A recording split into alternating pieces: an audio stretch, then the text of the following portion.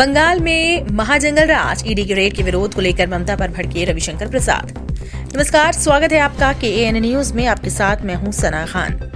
पश्चिम बंगाल में विधानसभा चुनाव जैसे जैसे नजदीक आते जा रहे हैं, केंद्र सरकार मुख्यमंत्री ममता बनर्जी के बीच काफी तनाव बढ़ता जा रहा है। 2026 के विधानसभा चुनाव के पहले ये टकराव अब दिल्ली तक पहुंचता जा रहा है। मुख्य रूप से प्रवर्तन निदेशालय की कार्यवाही के बाद जिस तरह से ममता आक्रामक हुई है और केंद्र के खिलाफ सड़क पर उतरी है, उसे देखते हुए कहा जा सकता है कि पश्चिम बंगाल के चुनाव से पहले ये तल्खियां अभी और बढ़ेंगी, जिससे पश्चिम बंगाल का चुनाव इस बार काफी आक्रामक होने का अंदाजा लगाया जा रहा है। 8 जनवरी 2026 को ईडी ने पश्चिम बंगाल में TMC की चुनावी रणनीति संभालने वाली political consultancy firm Indian political action committee के ऑफिस और उसके डायरेक्टर प्रतीक जैन के घर पर छापेमारी की। ईडी की छापेमारी कथित कोल स्कैम से जुड़े मनी लॉन्ड्रिंग मामले को लेकर बताई गई, मगर इसका विरोध करते हुए राज्य की CM ममता बनर्जी खुद मौके पर पहुंची विरोध करने लगी और उन्होंने आरोप लगाया कि ईडी TMC के आंतरिक दस्तावेज, लैपटॉप, मोबाइल और चुनावी रणनीति चुराने की कोशिश कर रहा है।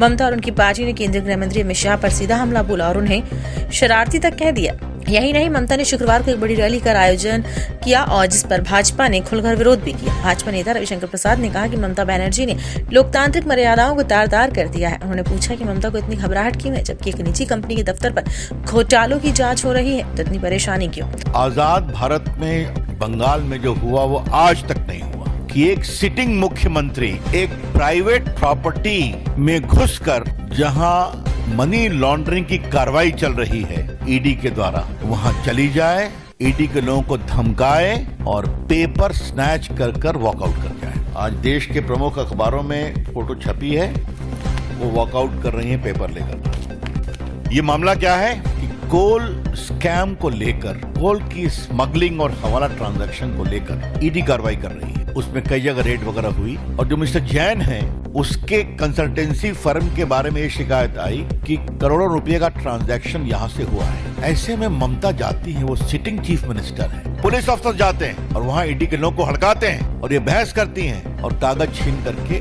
लेके चले जाते। उनका आचरण नहीं अमर्यादित, असंवैधानिक, शर्मनाक है, लेकिन लोकतांत्रिक मर्यादाओं का उन्होंने तार-तार कर। इस मुद्दे पर अब राजनीति गर्माती जा रही है। जहां इस मुद्दे पर ममता बनर्जी ने कोलकाता में केंद्र के खिलाफ मोर्चा खोल दिया है, तो वहीं ऐसी विरोध रैलियां और भी आने वाले दिनों में देखी जा सकती है। सूत्रों की माने तो आने वाले दिनों में TMC संसद के बजट सत्र में इस बार केंद्र के खिलाफ लगातार प्रदर्शन करेगी, जिससे SIR को लेकर विरोध प्रदर्शन और इस पर केंद्र सरकार को घेरने के लिए केंद्रीय एजेंसियों के दुरुपयोग का आरोप लगाया है।